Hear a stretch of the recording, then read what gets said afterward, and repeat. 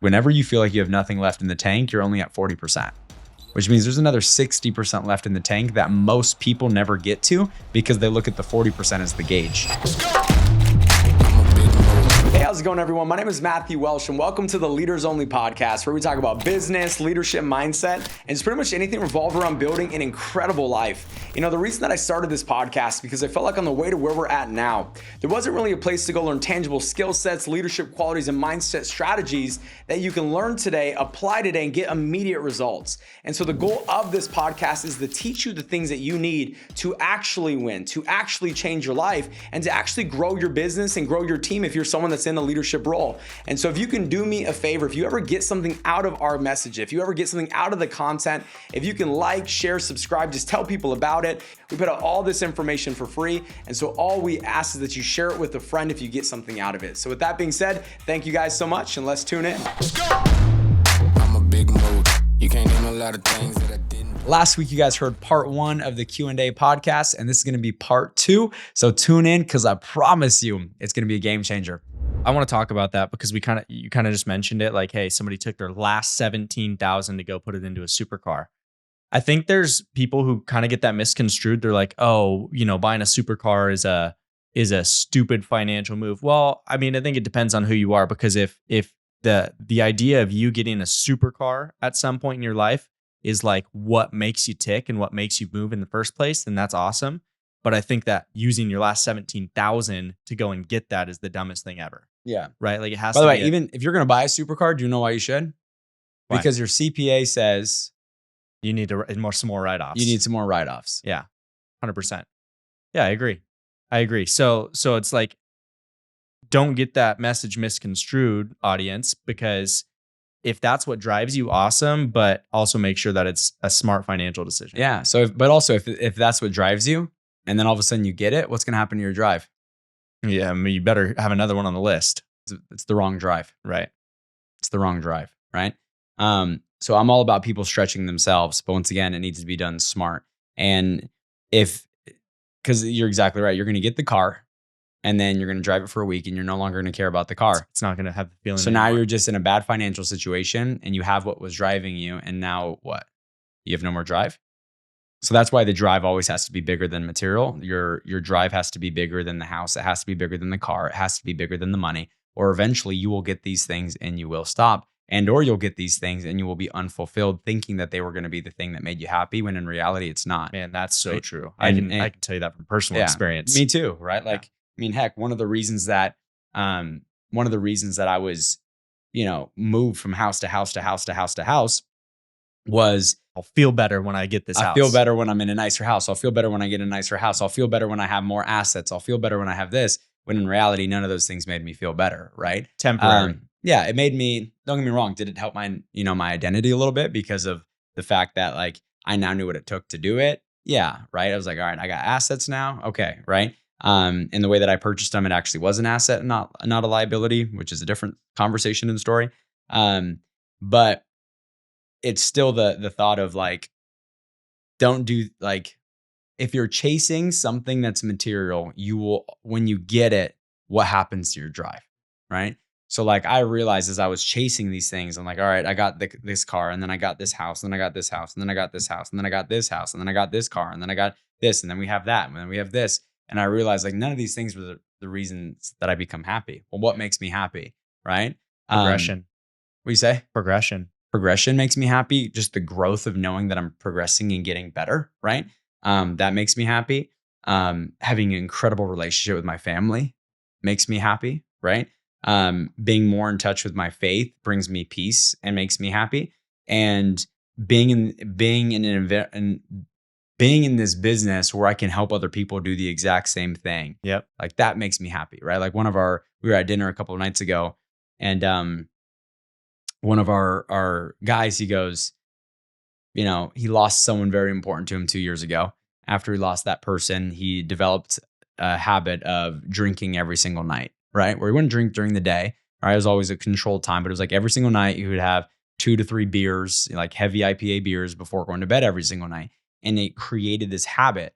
And it was something that was hurting him as a human being. It was hurting his family, right? It was hurting his business. It was hurting all areas of his life, his health, right? And then all of a sudden, 3 months ago, he cuts that habit and his marriage is better than it's ever been. His kids are noticing how more present he is, how more intentional he is, right? He lost like 30 pounds. He just had his best cash flow month, right? Like that's what makes me happy. I know who you're talking about. They're crushing it. It's awesome. Yeah. And that's what makes me happy, right? Like knowing that this person just went from a state where he could have probably lost his family in a year if he continued on the road that he was on. And by the way, now it's the hard work, which is staying consistent with it. Yeah. But he's 3 to 4 months in, and I couldn't be more proud of him for doing that, right? Such a big deal. So like that's what makes me happy. That's not a check. That's an emotional check. That's a fulfillment check. But that's not a dollar check, right? That brought me more fulfillment than our house. That brought me more fulfillment than any car. That will brought by me more fulfillment than any of those things because you improve someone's life.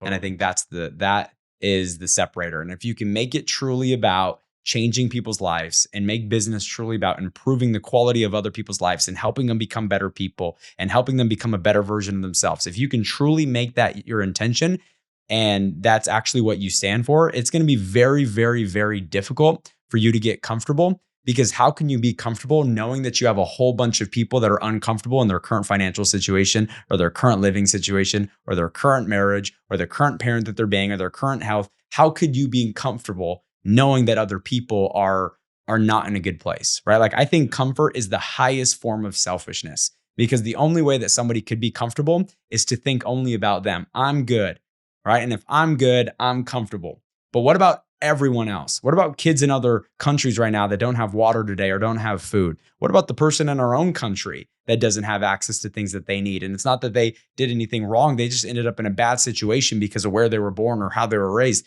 There are people all over this place that need us. And for you to be comfortable, that's a very selfish just feeling, that's just selfish through and through. And so I think, yeah, that's what I would say. I feel like there's a lot of people like that in society these days. It's that's why it's important to set the standard. So I think that's really cool. They do enough for them to get good. Most people. Right? And by the way, that's most leaders too. That's quote unquote most leaders, right? Like for instance, there was a company that I was with and almost every leader in that company said later, right? They got to a place where they were good financially and a couple $1 million a year in passive income. And then they stopped. They stopped showing up the way that they used to show up. They stopped being there for their people the way that they used to. So what that tells me is that it was just about them getting good. Well, what about everyone else? Yeah. What about their people? What about their people that aren't making that 7-figure income, multiple 7-figure income? What about those people that doesn't have their marriage yet, right? And it's just crazy. And so I'm glad I left that because that was an example of people who get good stop, which means it was never really about their people. It was always about them. That's so good. What are some things that distract people who are trying to grow? Or like, what are maybe some things that distracted you? It doesn't have to be personal, but like, what are some things that you see distract people that most people wouldn't even recognize as distractions and it's actually holding them back from elevating? Yeah, I think look at whatever business you're in. And if the associations that you were spending the most time with aren't growing exponentially, then they are a distraction. So funny. And most people think like, oh, they're in the same business as me. We're on the same journey. No, they cannot be on any journey at all. That's so true. Anybody can show up to a meeting. Anybody can be in a business, right? So like our business, any business, whether it's real estate, whether it's mortgages, whether it's the financial business, whether it's solar, whether it's the retail store, it doesn't matter where it is, right? If you are hanging out with the person that's not progressing, just because they're in the business doesn't mean they're a good association in business. Mm-hmm. They're pulling you back. They're pulling you back, right? So I think that sometimes is the distraction. I think another huge distraction is most people will typically go to their sideline to bounce ideas off of versus going to someone who's actually where they want to be. Yeah. Because if they go to their sideline is going to be like, yeah, that's a great idea. And most people want people to support their beliefs versus taking it to a mentor that will say, that's a really stupid idea. I wouldn't do it. Not that they would say it that way, right? But you get my point. And so now all of a sudden they bounce their ideas off of sidelines who are literally at the same place as them versus bouncing their ideas off of people who are doing significantly better, right? Yeah. So a lot of times when I'm strategizing, like Don't get me wrong, I'll bounce ideas like, hey, what are your thoughts on this? If I'm creating an idea to then go bring to my mentor and say, hey, what are your thoughts on this? I want to have all the ducks in a row. I want to have all the I's dotted, all the T's crossed. But what most people do is they'll go like, hey, like, I think we should do this. Oh yeah, you're right. And it's like the blind leading the blind, right? You're here, they're there. You guys can't lead each other to the next level because neither of you are at that next level. So that means that the only way to go to the next level is to go to someone who's already at that next level, get guidance, get mentorship, get coaching, follow their instructions to the T, and bounce all of your ideas off of them because there's probably something that they know that you don't, that if you just listen, you'll get there sooner. So I think a part of the biggest distractions is people just taking advice from like their sidelines versus going to people who are where they want to be, because those people are going to make them uncomfortable. Yep. Well, it's because they don't want to get uncomfortable, which is why they go to the people who are going to make them feel comfortable. Exactly. I've seen that take so many leaders out. Like I've seen it to where it almost like creates a toxicity, right? Like maybe one person's going through something, and so they go to the person that's at the same level of them to try to get them to support their ideas. And then now there's double the toxicity, and then it takes them completely out of business. Yep. It's a huge problem. Mm-hmm. Huge problem. What would you say has always been the point where you like start recognizing, hey, I need to expand my capacity in this area? Is there like an indicator where you're like, hey, I'm kind of dropping the ball and I need to start expanding my capacity in this area? Yeah. I look at your results. Is someone else's results better in that area? Yes. That means that there's room for capacity growth. So it's not comparing to a place of destruction, right? Because I can compare myself and then discourage myself. It's comparing to understand what's possible, right? So like, for instance, the 4-minute mile. Okay. They used to believe that if somebody ran a 4-minute mile, their heart would literally explode inside their chest and that it was impossible. Yeah. Now it's the minimum standard to get into the track team for high school. Yeah. That's crazy. So it's just crazy, but it's all about what's possible. So what I'm looking at is always like, okay, well, this is being done by someone else, which means it can be done. So for me not to start to aggressively attack that area just means that I'm justifying why what I'm doing is better than what they're doing. Well, what builds those beliefs though? Like what helps you build the belief that you can do what they did? Because they've done it. And if they did it, then it's possible, right? There's nothing I can do that you can't. There's nothing you can do that I can't. It's just a matter of figuring out the how. I don't think everybody has that mindset. I think some people are like, oh, this person's special. Oh, they're born with this ability to speak. Like they were, they just have something within them. Like, I don't think everybody has that mindset to where if somebody else can do it, I can do it. How would they develop that mindset? I mean, that's why they're not where they want to be. It's Yeah. because they think that, right? Like that is the limiting belief. Their limiting belief is that I can't have what other people have, which is just a perspective change from I can't have what other people have to if other people have it, I can have it too. Now it's just a matter of figuring out how. That's it, right? So like for instance, if your circumstances determined your identity, then no one would ever leave their circumstances, which means that you can have an identity that's greater than the circumstance because that's the only way to get out of a circumstance. That makes sense. It's the only way, right?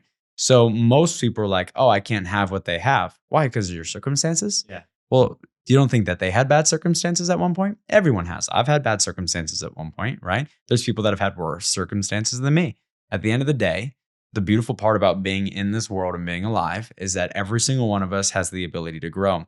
That is the one thing that makes us unique and so special as human beings, is that we have the capacity to grow, to adapt, to improve, to get better. That's what makes us special, right? Like if I was a tree, there's only so much growth I can possibly have. Yeah, and you're right? stuck and in I'm that stuck, position and I'm forever. stuck in that position. But thank God I wasn't born a tree. I was born a human being, which means I can create my capacity, right? But most people never find out their capacity because they stop the moment they get uncomfortable, because that uncomfort is the cap of their capacity based off how they operate versus like tapping into more. So like, one of the things I always tell people is like, whenever you feel like you have nothing left in the tank, you're only at 40%.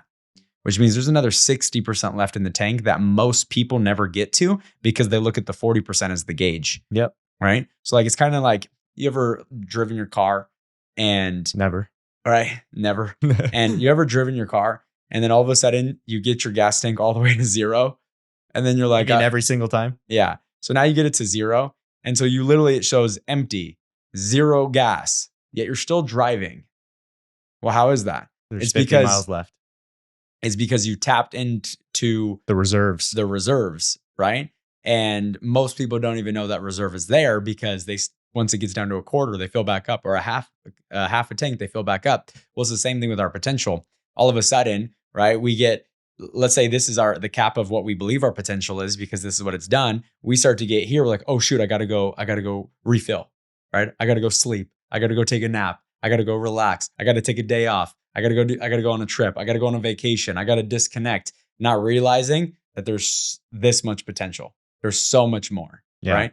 And that's how most people behave. They never tap into those reserves. Well, I'm super glad you just said that analogy because that means I'm on the right track because I'm tapping into reserves every single time before I go refill.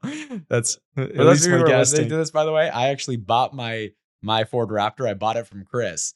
And so there's been like multiple times where I was like, shoot. How much farther can this thing go? I was like, on? hey, have you ever taken this thing past E? Because I have no other option. I'm going to be late to this meeting if I don't. And so I've literally called Chris on the way to meetings because it was like I was either going to be late to the meeting or I was going to run out of gas on the freeway. And I just wanted to know if I can make it to the meeting. We'll figure it out later. That thing's got minimum 10 miles after. You're good. You're good. That's hilarious. Well, I feel like there's more that I can dig into with that. I think what we're, just talking about, I think that it's kind of you were saying it's a perspective. I think it's the victim versus victor, right? Where people almost want them to feel bad for them. Like, oh, hey, you know what? You're not winning. And they want like them to feed into that to make them feel better about the reasons they're not winning. When the majority of the world right now is a victim, how can they start taking action to start shifting their mindset to taking more responsibility and becoming the person that does say, hey, if it's to be, it's up to me. I'm gonna make this thing happen regardless. Like my results are because of me, even if there is outside circumstances. How can they start shifting from that position of victimhood to I'm gonna freaking make this happen?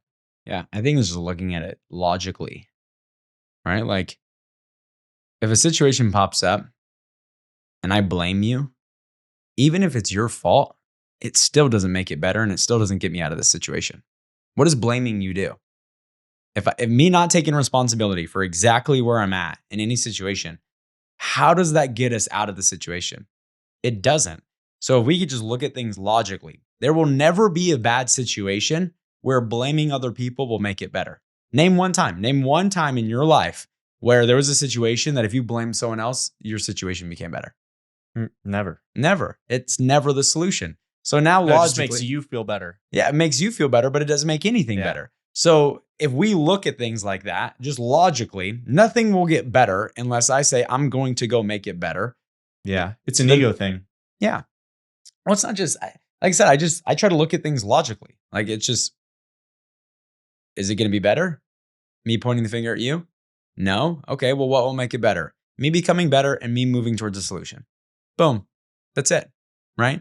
And once again, it's just awareness. Most people aren't even aware that they blame other people for where they're at. So if I can start to become aware of, wow, I do tend to blame other people for this. Every single time I'm uncomfortable with my numbers, I try to justify it, right? Or I try to point the finger, or I didn't even realize that I was doing this. But that's why it's so important to have, once again, mentors and coaches in your life that could be like, dude, stop freaking justifying that, right? Stop justifying that, right?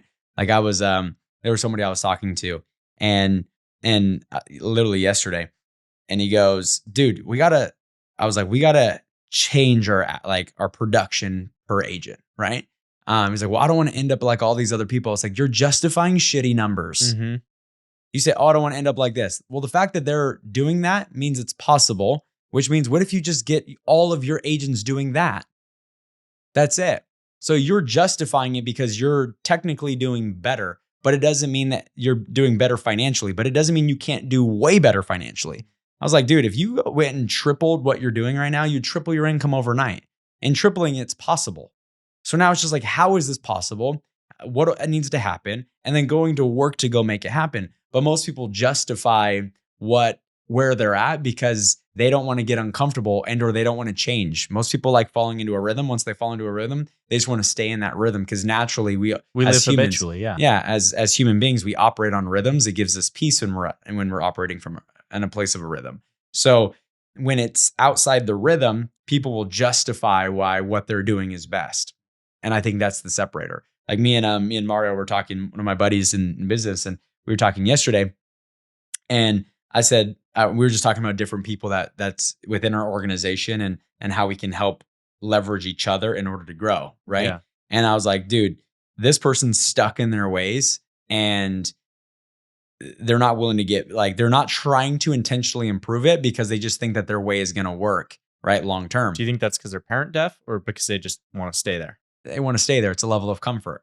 And I was like, and I'm the opposite. It's like, all right, dude, these are our freaking deficiencies. I'm going to go aggressively attack these deficiencies until nobody can say I have a deficiency. Like I'm looking at our business and I don't want anyone on planet Earth to be able to look at my business and be like, there's a deficiency there, or there's a deficiency there, or there's a hole. I don't want anyone. I want people to look at my business and be like, where's the hole? He's Where's got the the T's issue? crossed and right? I's dotted. He's got the T's crossed, the I's dotted. Now it's just about doing more. And that's it, right? Doing more. And so I think that's important. I also think that people can get distracted though, right? Where it's like, all right, these numbers are bad. So let me go change everything that I'm doing. Well, there's two reasons your numbers might be bad. A, you might not be very good. B, you might be in the wrong markets. B, maybe wrong markets.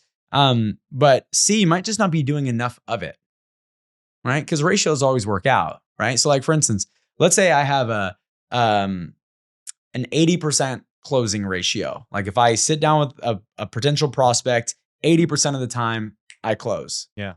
But I do 2 appointments and neither one of them move forward. Yeah. So now all of a sudden I go change everything that I'm doing. Yep. When in reality, I just haven't ran the numbers for the ratio to take place. Yeah. I'm still that 80% closer. The problem is I looked at 2 bad plays and now I go shift and change everything that I'm doing versus just doing more of what already works. And here's the deal. Should I not look at that 80% and say, how do I take it from 80 to 90%?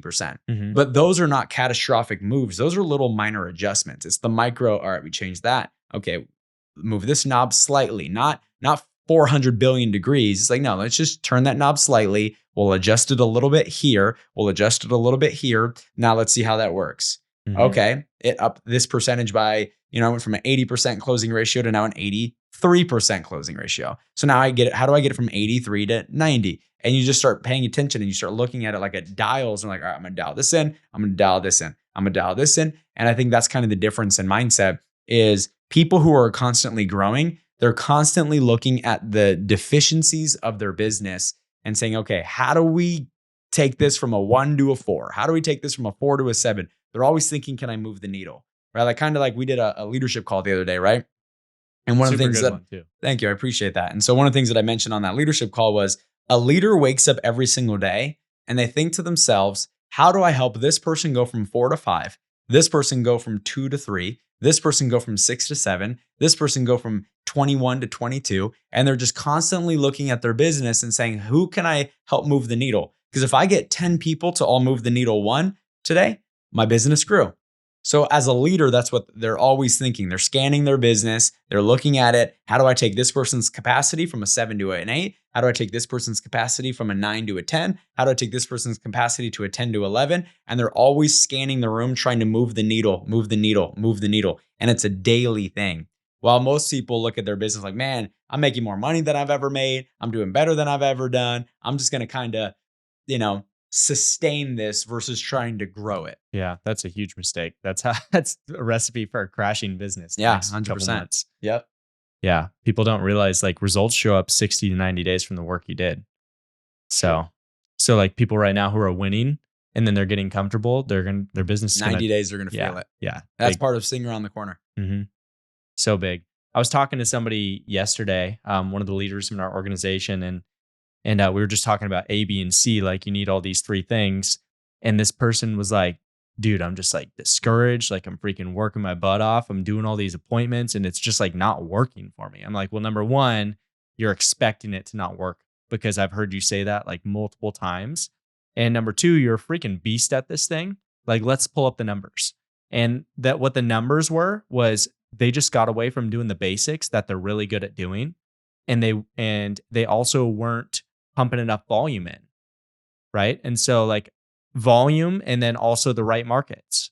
So they're great closers. They had A, but they didn't have B and C right now that they're working on. And if they just shift B and C a little bit, like getting back to the basics, let me pump the volume that I know how to do rather than trying to, get everybody else to go and do stuff. Like, let me just control what I can control. And then also being in the right markets, like they're going to absolutely explode. So, but by the way, you did something there that was very important. What? You encouraged them when they were down. Yeah. Right. And that's what most people don't do. Most people challenge people when they're down and they recognize them and encourage them when they're up. It's the opposite. You encourage when people are down. You challenge when people are up.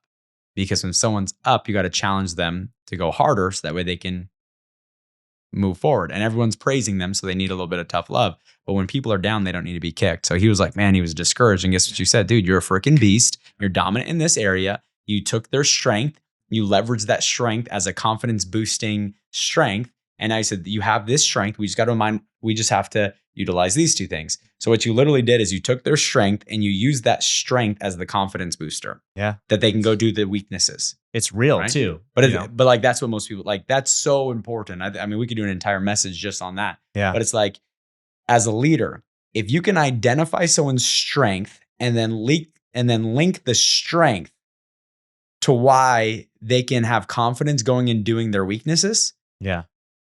They'll aggressively attack their weaknesses. Most people don't aggressively attack their weaknesses because they have doubt in their ability, but it's because they're looking at the weakness and using the weakness as the confidence thermostat, right? Versus looking at their strength and saying, okay, this is my strength. Because I'm good at this, I'm going to let this strength kind of pour over into this weakness to help turn that weakness into a strength. Yeah. Yeah. Well, I think it's like, sometimes we get so lost in the sauce, just like doing Looking the mundane. Like a meatball. Yeah, exactly. Like doing the mundane, workflow where we're like trying to grind and like nothing seems like it's working. And we almost just sometimes need another side of eyes of somebody we can trust that like knows our capacity, knows how talented we are, like knows that we're going to freaking crush it in business, that can look from an outsider's perspective to point out the little tiny things that you can adjust and like have a breakthrough. That's why when things are bad, that's when you get closer to the fire and not move further away from it. And most people, when things are bad, they're like, I'm going to move away from the fire until I get hot again. Yeah. Like, no, how do you think you get hot? Yeah. Right? You don't move away from the fire. It's a pride thing. Oh, for sure. It's a pride thing. Like I've been guilty of it multiple times, but yeah, like you're really good. Seek the heat. Yep, totally. You're really good at noticing, like even one of my agents, I texted him, I was like, hey bro, are you okay? And he's like, yeah, I'm just a little bit in my head. I was like, I can tell. Right? Like you're good about seeking stuff like that out. That way you can help them because for a fact, like most of the time they're not going to reach out to you when they're going through it. Yeah. And that's all, once again, the part of scanning their business and paying attention. Like when someone's numbers are down, there's a reason. So let's figure it out and let's help them. Right? Yep. Let's not make them feel bad about having their numbers down. Let's extend a helping hand. Be like, hey, I know this is down. This is not your capacity. It's just a circumstance. So what can we do to help you get to the next level? And we fix it. Yep. So today's been good. Super good. Super good. We covered a lot. Yeah, we did. Well, hey, thank you for being here, brother. Yeah. I appreciate it. I'm excited for you to take that good month and turn it into a great month, which is awesome. So I'm very proud of you. Just want you to know that. Thank you. And to everyone listening, thank you guys for tuning in. If you got something out of today, if you can do me a favor, like, share, subscribe, tell someone about it. Obviously, we put out all this information for free. All we ask is that if you ever get something out of it. Yeah. All we ask is that if you ever get something out of it, you tell a friend. Thank you guys so much. And we'll see you guys next time on the Leaders Only podcast. Peace. Let's get it. Let's get it. Let's get it.